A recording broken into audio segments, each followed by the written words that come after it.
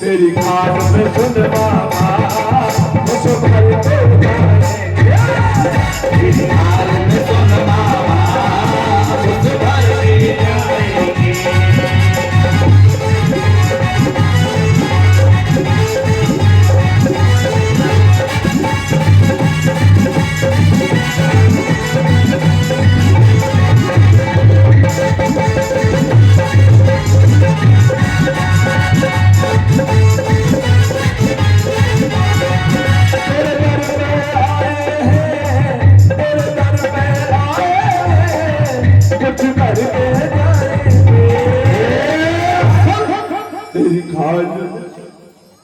तेरे दर पर आए हैं और कुछ करके जाएंगे।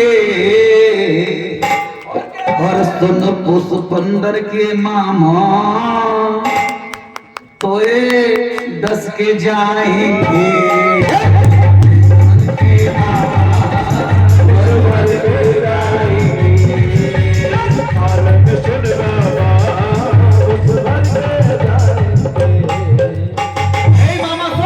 ऐसे नहीं छोड़ूंगा तो मेरी पूरी बात सुन। क्या दर्द हो रहा है? हाँ मुझे दर्द हो रहा है। ऐसे कैसे छोड़ दूंगा मामा? कथा पर ध्यान दे भाई। एक मिनट। क्या मामा केसों को पकड़ने से दर्द हो रहा है? हाँ मामा याद करो तुम्हारी बहन देवी और मेरी माँ शादी के समय आकाशवाणी हुई। आकाशवाणी को सुनते ही तुमने मेरी माँ के केसों को पकड़ा था। क्या मेरी माँ को दर्द नहीं हुआ होगा? अरे मामा जी या के पगना फटी बेवाई और सो कहा जाने तीर पराई। मामा जी जिनके पैरों में खुद बेवाई नहीं फटती तब तक दर्द महसूस नहीं होता। आपको महसूस हुआ था जब मेरी माँ के केस पकड़े थे।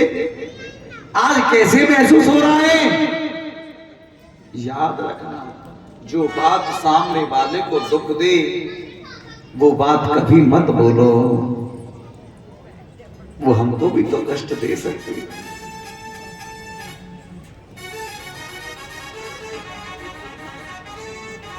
एक बार प्रेम से बोलो राधे राधे। एक बार प्रेम से बोलो राधे राधे। अब तुम कहें तो मैं कंस से मरवा दूं और तुम कहें तो जिनको छोड़ जाऊं फिर मरवा लेंगे 1-2 महीना पीछे। बताओ तुम कहें तो मैं जिंदा छोड़ जाऊंगा। तुम कह सबरे काम तुम ही कर जा रहे हो। छोड़ जाऊं पाटल फिर मरवा लेंगे यार। बताओ भाई मारे क्या करें? नहीं छोड़ चल ठीक है। एक बार प्रेम से बोलो राधे राधे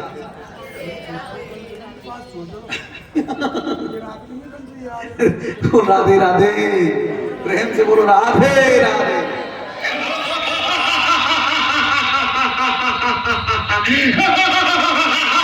भगवान ने कहा आओ सुन मैं तुम्हें ऐसे नहीं छोड़ूंगा। मामा जी अब ठिकाने लगाऊंगा। मेरे गोविंद ने कंस के केसों को पकड़ा और 11 बार घुमाया। ऐसे घुमा करके पृथ्वी पर मारा और कंस को वही पछाड़ के बोलिए कृष्ण भगवान जय हो। बोलिए कृष्ण भगवान की जय हो। कंस मारा गया। बहुत दुख हुआ ना? कितने लोगों को दुख हुआ? ऊपर को हाथ करके बताएंगे? नहीं इनको दुख नहीं है। इनको दुख उससे भी है जान के तुम्हारा कोई रिलेशन नहीं था हमसे। इसी के मामा थे पुष्पेंद्र ढोलक वाले के मामा थे इसलिए मना कर रहा था। ठीक है अब यहाँ कंस मारा गया। भगवान श्री कृष्ण कारागार पहुंच करके उग्रसेन महादेव की और वसुदेव के चरणों में प्रणाम किया। कारागार से मुक्त कराया। उग्रसेन को गद्दी पर विराजमान किया। अब नंद बाबा और ब्रजवासी कन्हैया से कहने लगे लाला तुझे पता है तू मैया यशोदा के ब्रज गोपियों से कब की कह के आया है? तू परसों की कह के आया हो लाला, अब चल, अब तू चलना। कन्हैया बोले कैसे चलूं, अभी नहीं। नंद बाबा ने कही लाला चल।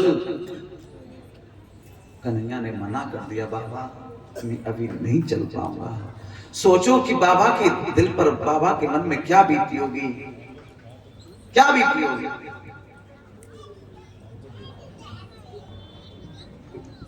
बाबा नंद चले आए।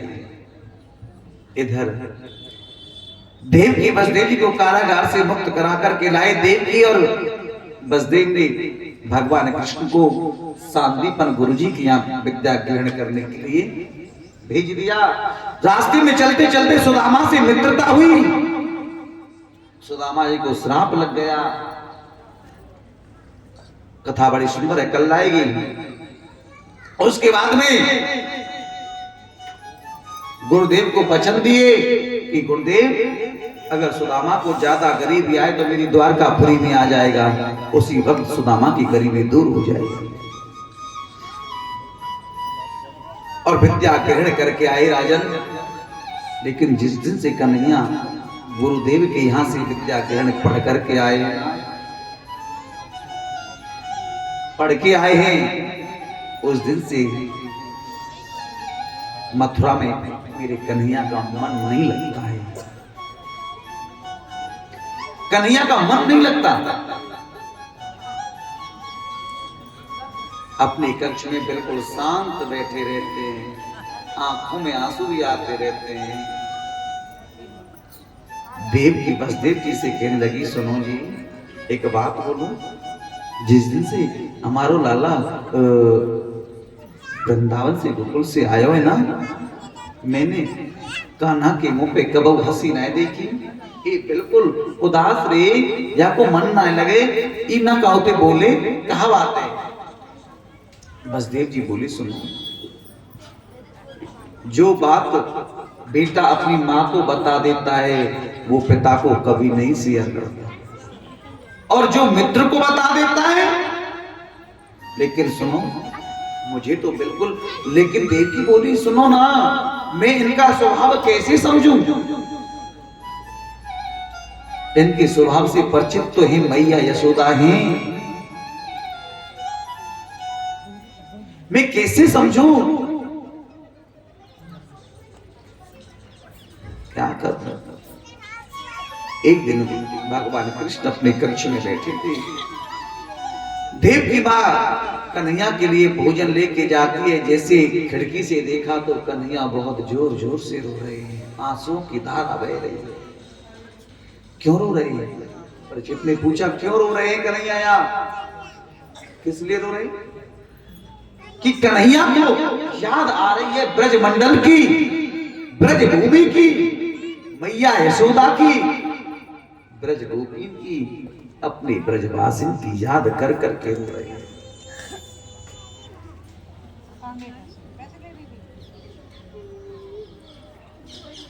याद कर करके रो रहे हैं। लेकिन आज देवकी और वसुदेव बड़े दुखी हैं, क्या करें? आज मन में विचार करने लगे कि क्या करें, कैसे समझाएं। लेकिन यहां कृष्ण के मित्र बन गए हैं कौन? उद्धव, जिसे उद्धव कहते हैं। आज वो इनको मित्र बन गए और उद्धव से मिलना हुआ। देवकी और वसुदेव का कहने लगे, उद्धव एक बात तो बता, जिस दिन से कन्हैया आए हैं ना, हमने कन्हैया के चेहरे पर कभी हंसी नहीं देखी, क्या बात है? तुझे कुछ बताया? तुझे कुछ बोला? उद्धव ने कहा, मुझे तो कभी कुछ नहीं बताया, क्या बात है? लेकिन एक बार तू जाकर के तो पूछ, कन्हैया का यहां मन नहीं लग रहा है कि क्या बात है? आज उद्धव जाता है कन्हैया के पास में, जाकर के बोले, कन्हैया क्या बात है? अरे जिस दिन से तू आया है यहाँ तेरा मन नहीं लग रहा है, क्या बात है? कन्हैया जोर जोर से रोने लगी। उद्धव क्या बताऊं, उद्धव क्या बताऊं, मुझे मेरी मैया की बहुत याद आती है रे उद्धव, मुझे मेरी मैया की बहुत याद आती है।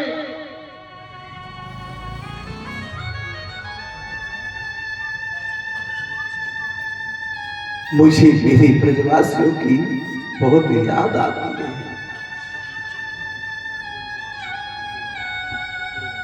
कन्हैया कहने लगे क्या? एक बात तो बता, तुझे तेरी मैया यशोदा की याद आती है तो यहां देव की मैया नहीं है क्या? अरे क्या है तेरी ब्रज में, तेरी ब्रज में है क्या? मेरी ब्रज में, उद्धव ने कहा तेरी ब्रज में कच्ची गलियां, एक बारिश आने पर कीच हो जाए, क्या है तेरे ब्रज में बोल? अरे तेरी ब्रज गोपी, अरे तुझे यहाँ ब्रज गोपियों के बदले में तुझे एक यहाँ उपजासी सहेली मिल गई।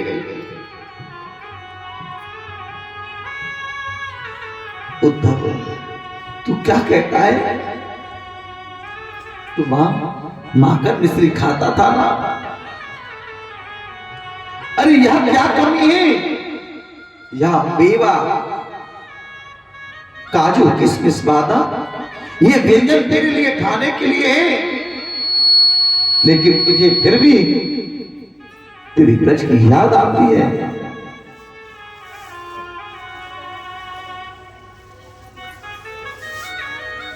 आज कन्हैया जोर जोर से रोने लगी और कहने लगी भाई एक बात बता, मेरी समझ में एक बात बिल्कुल नहीं आई। कृष्ण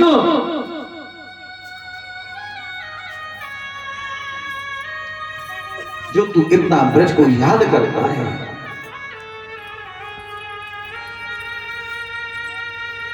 उद्धव मुझे मेरी मैया यशोदा की, मुझे मेरी मैया यशोदा की इतनी याद आती है, मैं क्या करूं? जो मेरी मैया यशोदा मुझे वहां कनुआ कनुआ कह के जो बुलाती थी ना,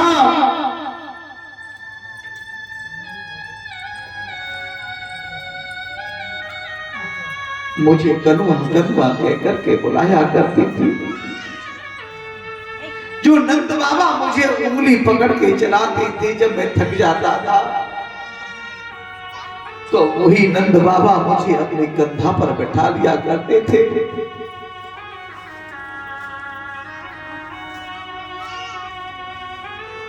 लेकिन आज मुझे नंद बाबा, मैया यशोदा, मेरा ब्रज मंडल मुझे बहुत याद आता है।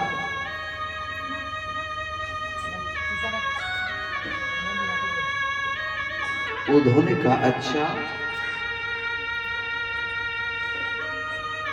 भगवान ने कहा तू जाके तो देख, मेरी ब्रजवासी, मेरी ब्रजवासी मैया यशोदा ब्रज रूपी बहुत रोते हुए वो मेरी भी बहुत याद करते हुए।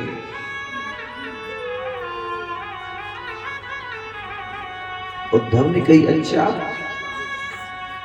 एक काम करना उद्धव, तू एक बार वृंदावन जा पर मेरा इतना सा संदेशा मेरी मां को सुना दे, बस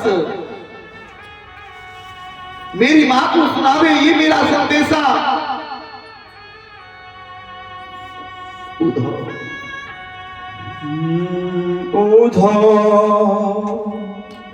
मैया को सुनियो हो तेरा लाला दुख पावे, मैया को सुनियो मैया को सुनियो तेरा लाला दुख पावे,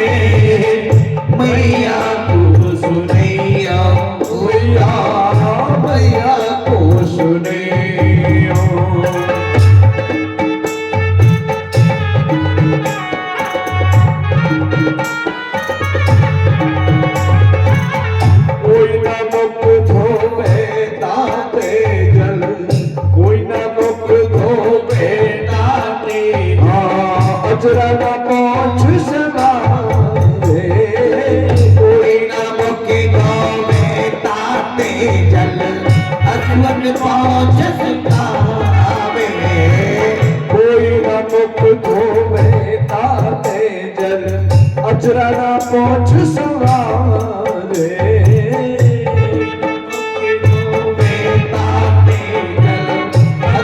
पहुंच सिखावे और माखन रोटी को धाम न जाने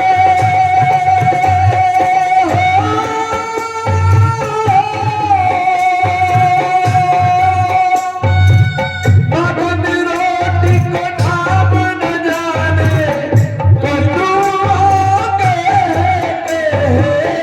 कौन बुलावे मैया को सुनियो भैया मैया को सुनियो तेरो लाडू के पावे मैया को सुनियो मैया को सुनियो ओ पापनंद उमरिया गहे गहे चल दो रोज सिखावे पावानंद उमरिया गहे चलनो रोज सिखावे पापनंद उमरिया गहे गहे चलनो रोज सिखावे पावानंद उमरिया गहे चलनो रोज सिखावे और थक जान कन्या ले लेते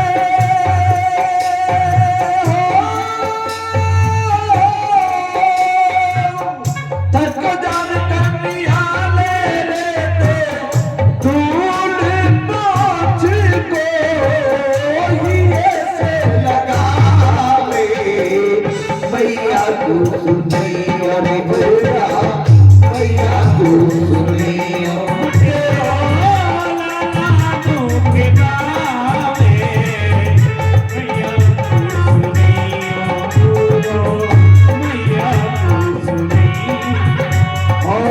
दूध पिलाए बड़ो हित करती बार बार दूध पिलाए बड़ो हित करती चुटिया दूध जावे दूध पिलाए बड़ा हित करती चुटिया में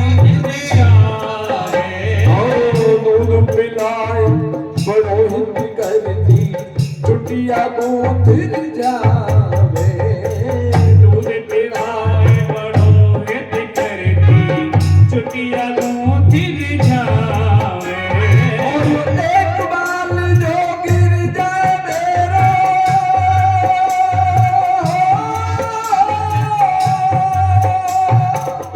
एक बार जो गिर जाए मेरे बार बार मुन देव बनावे मैया को सुनिया मैया को सुनिया तेरा लाडू घुमावे मैया को सुनियो भैया मैया को सुनियो उधर एक बार जाके मेरी भैया से कह दियो तेरी लाला तेरी बहुत याद आ गई। तुझे पता है मेरो नंद बाबा है ना मुझे अपने कंधा पर बैठा के मुझे घुमाया करता था उंगली पकड़ के चला या करता था। अरे मेरी भैया ना मोती प्यार से कनुआ कनुआ कह के बोलती थी यहाँ मुझे कोई कनुआ नहीं कहता।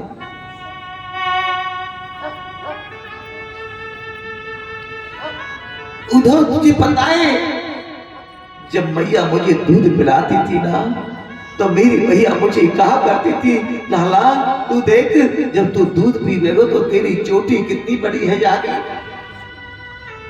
मुझे मेरी मैया लोरी गा गा करके सुनाया करती थी। तू कहता है कि ब्रज में कौन है? अरे तब तू एक बार ब्रज में जाके तो देख। उद्धव ने कहा तो तू चिंता क्यों करता है, मैं कल आज जाता हूं, अब भी आऊं थोड़ी देर में तेरे ब्रज में संदेशा देकर। उद्धव जाने लगा मेरे गोविंद ने अपनी काली कमरिया को उसे उड़ा दिया। जैसे जब वृंदावन ब्रज में गया ना,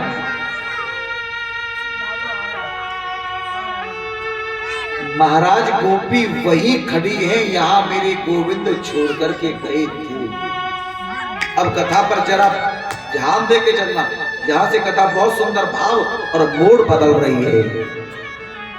गोपी कहां खड़ी है? यहां मेरे गोविंद छोड़ करके गए थे।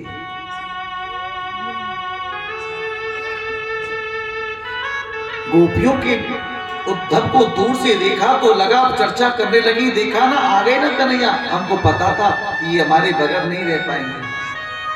अब आप क्या सोच रहे थे कि गोपी ही गोपी रो रही है? नहीं, गोपी कन्हैया की याद में रो रही है यहां, और गोपियों की याद में मेरा गोविंद रो रहा है वहां।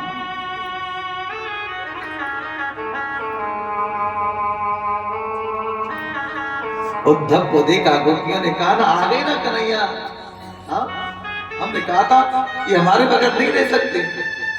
लेकिन जैसे तैसे उद्धव पास में पहुंचा तो देखा गोपियों ने, अरे ये तो कन्हैया नहीं, अरे बरसों में याद आई तो किसको भेजा? अपने मित्र को भेजा। वाह वारे वाह, मान गए हम तुझको। गोपी आपस में कहने लगी, सुनो बहनों, अगर प्रेम के बदले में यदि धोखा हो, ऐसा हो तो मैं तो पहले ही बोल देती। जो मैं ऐसी जानती, जो मैं ऐसा जानती, और प्रेम की एक होए और नगर ढिढोरा पीटती हुई। अरे मेरी बहना, प्रेम ना करियो कोई, प्रेम ना करियो कोई। उद्धव ने पूछा, मैं कुछ पूछ लूं आपसे, कुछ प्रश्न है मेरा। गोपियों ने कहा, बोलो क्या बात है, हम तेरे जैसे लोगों से बात नहीं करते। क्यों? अरे जो कन्हैया के मित्र है ना, वो कन्हैया के जैसे होंगे, हम बिल्कुल बात नहीं करना चाहते, हम बिल्कुल बात नहीं करना चाहते। और वैसे भी जिस पे काली कमरिया है ना, हम काले रंग से नफरत हो गई, हम कालों से बात नहीं करते। उद्धव हाथ जोड़ करके खड़ा हो गया। उद्धव के ज्ञान की पहली सीढ़ी खिसक गई। महाराज सुन रहे हो? उद्धव की ज्ञान की पहली सीढ़ी खिसक गई। उद्धव ने पूछा, मुझे मैया यशोदा के महलों में जाना है, मुझे रास्ता बता दो। गोपियों ने कहा, क्या? मुझे मैया यशोदा के महलों में जाना है, रास्ता बता दो। गोपियों ने कहा, अरे उद्धव कोई जरूरत नहीं है पूछने की, जो ये नाली भर के चल रही है ना पानी की, यहां इनका अंत हो जाए। समझ लेना कि यही मैया यशोदा का बहन है। मतलब गोपी कहती जो नाली भर के चल रही है, ये कोई पानी नहीं है, तो ये मैया यशोदा की आंखों के आंसू हैं। तब बोला, रे तू कहां आ गया?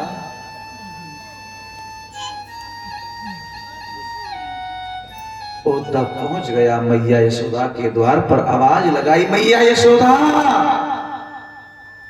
मैया दौड़ कर आई द्वार पे। कौन है? धीरे से बोल, मेरा लाला जग जाएगा। मैंने अपने लाला को अभी सुलाया है, धीरे से बोल, ज्यादा जोर से मत बोले, मेरा लाला जग जाएगा।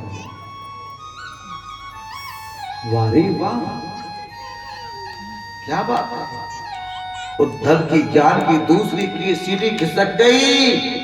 जो ज्ञानी बन के आया था, दूसरी सीढ़ी खिसक गई। बोले, मैं तो कन्हैया को मथुरा छोड़ के आया हूं,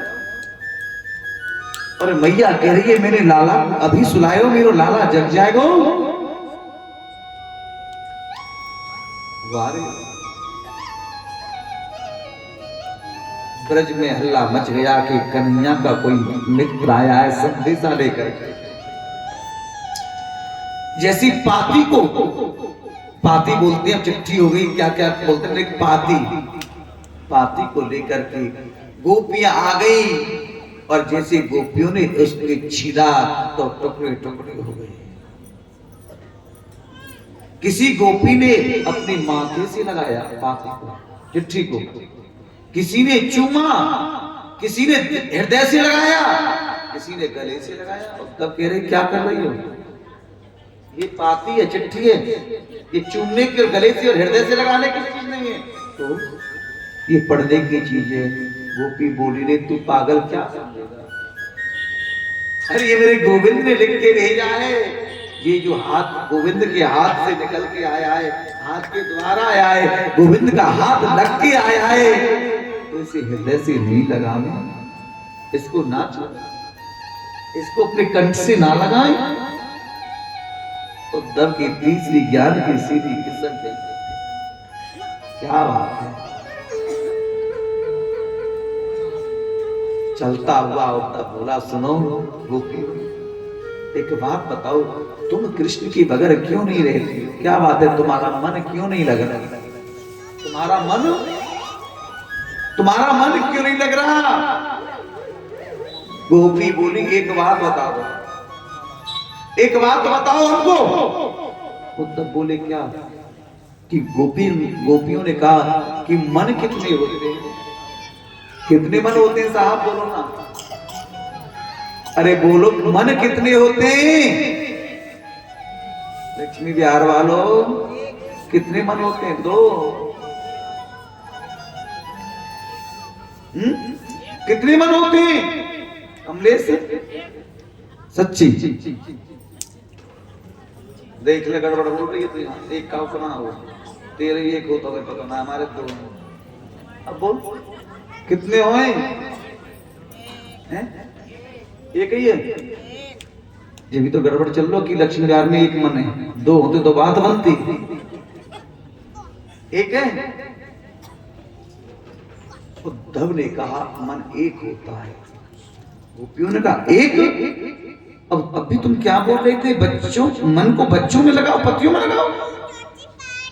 अरे उद्धव, मन ना भय 10-20, उद्धव मन ना भय 10-20, अरे एक हत्यो सो गयो श्याम संग, अब कौन रहा रे इस उद्धव, मन ना भय 10। एक बात बताओ, एक बात बोल तुमसे, आपकी बेटी से है ना ज्यादा प्रेम हो और वो चला जाए तो मन ना लगे तो क्या करें? क्यों? मन तो बेटी में फंसा हुआ है, तो यहाँ क्या खाक लग जाएगा? कमलेश, यहाँ क्या खाक लग जाएगा? तू कैसी बात करता है उद्धव? मन 10-20 थे क्या? अरे एक था, वो गोविंद के साथ चला गया, अब क्या किसमें लगा? अब कहां से लावे मन, जो पतियों में लग जाए, बच्चों में लग जाए? बोल उद्धव, मन ना भई 10-20। उद्धव समझ गया, उद्धव समझ गया।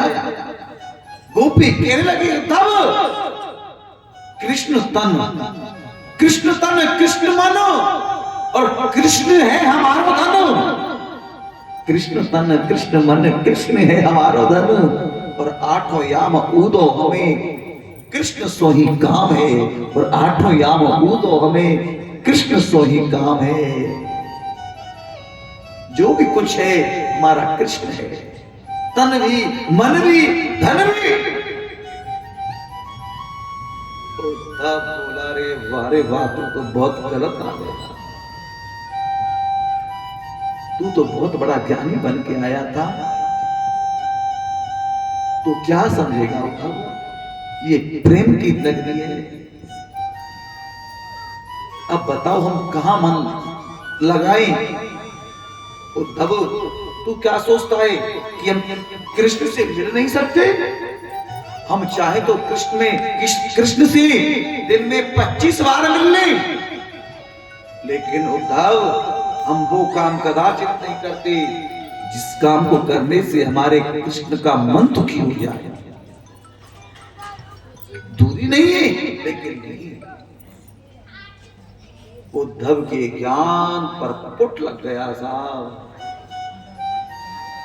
ऊधो सूदो है चलो और सुन गोपिन के बोल, और यहाँ ज्ञान बजाई डुम डुबी तो प्रेम बजायो ढोल। ऊधो सूदो है चलो और सुन गोपिन की बोल। उद्धव पूरे ब्रह्मंडल को प्रणाम करता है, गोपियों से कहता है सुनो मैं तुमको वचन देता हूं, कल सूर्य का, कल सायंकालीन का सूर्य तब अस्त होगा, उससे पहले मैं कृष्ण को तुम्हारे सामने उपस्थित कर दूंगा, तुम्हारे सामने उपस्थित कर दूंगा। आज वही हाल हुआ। गोपी अब तो उद्धव के कपड़े इर्ज गए प्रेम के कांटों में। उद्धव आए थे कल आ जाऊंगा, उद्धव ही खो गए, उद्धव का मन नहीं है यहां से जाने का। भगवान ने कहा ठीक है, तू तो कह रहा था मैं कल अभी आता, आ गया। ये प्रेम की बात है उद्धव, बड़ा मीठा सा, और मात्र 3 लाइनों में गा करके छोड़ दो, आगे कथा में और भी चलना है। ये कौन सी बात है? प्रेम की बात है, तो ज्यादा नहीं लेना है महाराज, कथा में बहुत, अभी तो बारात में भी चलना है, और हाँ विवाह में भी चलना है, बारात में भी चलना है ना, आनंद लोगे। ये तो प्रेम की बात है उद्धव, ये तो प्रेम की बात है उद्धव, बंदगी तेरे बस की नहीं है, ये तो प्रेम की बात है उद्धव, बंदगी तेरे बस की नहीं है, ये तो प्रेम की बात है उद्धव, बंदगी तेरे बस की नहीं है, ये तो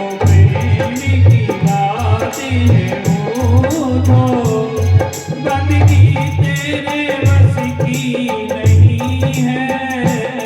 यहाँ सर दे के होते हैं सौदे, यहाँ सर दे के होते हैं सौदे, आशिकी इतनी सस्ती नहीं है, यहाँ सर दे के होते हैं सौदे, आशिकी इतनी सस्ती नहीं है, ये तो प्रेम की बात है उद्धव।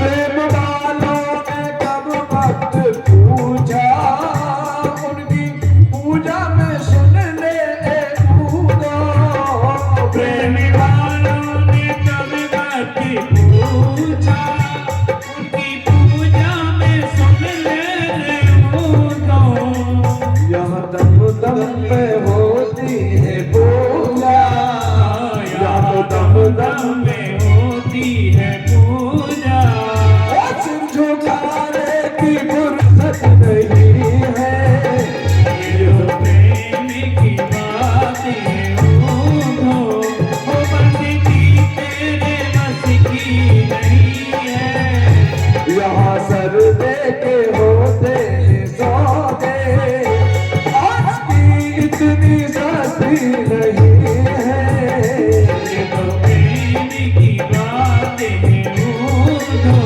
वो बंदगी तेरे बस की नहीं है, जो असल में है मस्ती में डूबे, जो असल में है मस्ती में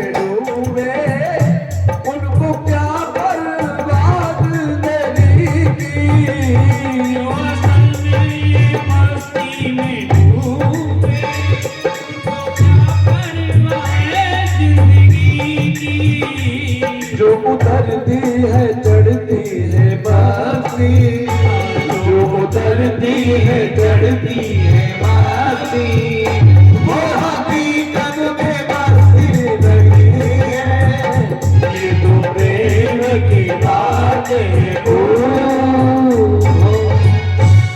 एम तो तू क्या समझेगा, लेकिन शिक्षा मिलती है कभी ब्रज में जाए तो ज्ञानी बन के मत जाना, नहीं उद्धव की तरह उलझ जाओगे कांटों में। ठीक है, अगर ब्रज में जाना तो प्रेमी बन के जाना, प्रेमी बन के जाना।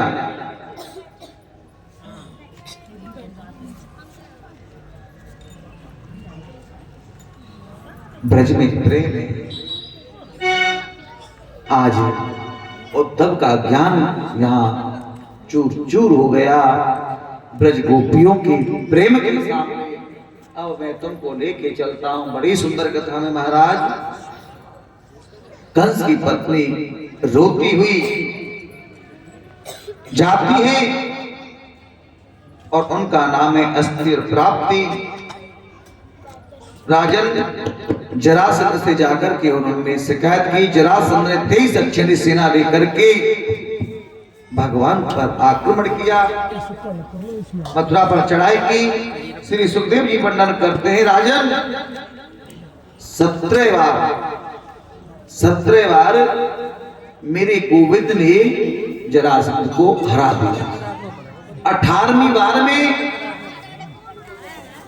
जरासंध ने ब्राह्मणों को बुलाकर के अपने घर में यज्ञ और पूजा पाठ कराया और ब्राह्मणों से कहने लगे, सुनो महाराज, अब की बार मेरा कृष्ण से युद्ध है, यदि मैं हार गया तो तुमको छोड़ूंगा नहीं,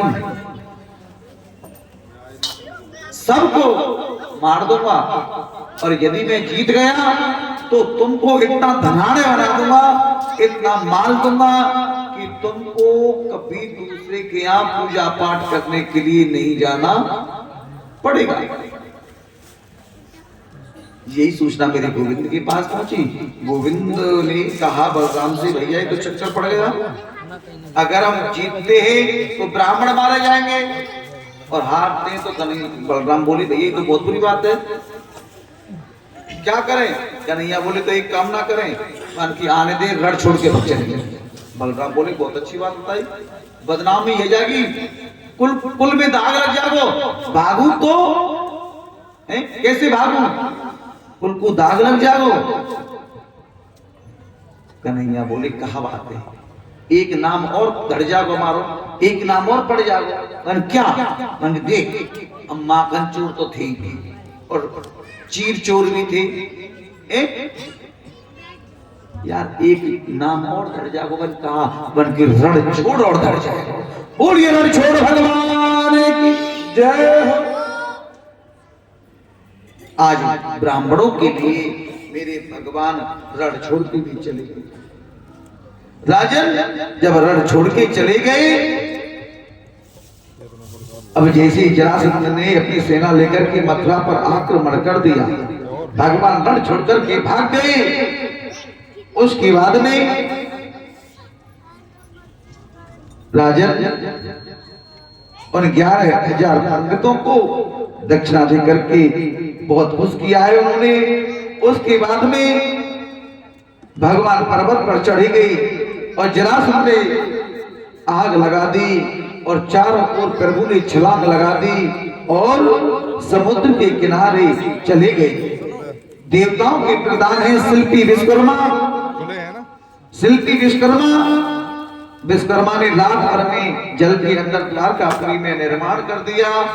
सोने की द्वारकापुरी बहुत सुंदर हो गई समुद्र के बीच में, और सोते हुए यदुवंशियों को कृष्ण ने द्वारका में बुला लिया। रेवत नाम के राजा की पुत्री का नाम है रेवती, और रेवती का विवाह बलराम जी के साथ में हुआ। अब कहां चले गए? द्वारका। बोलिए द्वारका नाथ भगवान की जय हो। भगवान ने मन में विचार किया कि भैया बलराम का भी विवाह हो गया, अब रह गए तो हम रह गए। कन्हैया मन में सोचा, अब हमारा भी होना चाहिए। राजा एक भीष्मक राजा हैं कुंदनपुर के। भीष्मक राजा, उनके 5 पुत्र थे। उनके मन में बड़ी चिंता थी, कोई पुत्र ही नहीं थी। लेकिन कमल के फूल पर उन्हें एक बालिका मिली, वही लक्ष्मी रूप में रुक्मणी है। लक्ष्मी कभी गर्भ से जन्म नहीं लेती। राजन भीष्मक ने कन्या को लाकर रानी को सौंप दिया। प्रसन्न होकर बोले, हमको पुत्री मिल गई, हमारे यहाँ पुत्री नहीं थी। लेकिन इनका नाम रुक्मणी रखा। लेकिन भीष्म के पुत्र हैं रुक्मी, और रुक्मी शिशुपाल से बहुत प्रेम करता है, और वो रुक्मणी का विवाह शिशुपाल के साथ करना चाहता है। लेकिन यही सूचना जब रुक्मणी को मिली तो भाभी से बोली, भाभी एक बात कहूं, कोई भाभी बहुत अच्छी होगी, कोई भाभी बड़ी खतरनाक होगी, लेकिन रुक्मणी की भाभी तो बहुत अच्छी थी। बोली, एक बात बताओ भाभी, मैंने तो शिशुपाल को जानती भी नहीं, देखा भी नहीं, सुना भी नहीं, लेकिन इतना सुना है बहुत बड़ा राक्षस है, और मैं नहीं चाहती। मैं तो विवाह करना चाहती हूँ, तो मैंने तो सिर्फ कृष्ण के नाम को सुना था। भाभी ने कहा, तो क्या बात है, कोई दिक्कत नहीं है, तो एक काम कर, पत्र लिख देना द्वारकाधीश के लिए। रुक्मणी ने पत्र लिख दिया। पत्र में कितनी सुंदर बातें लिख रही है, देखो जी, मैं आपको जानती नहीं।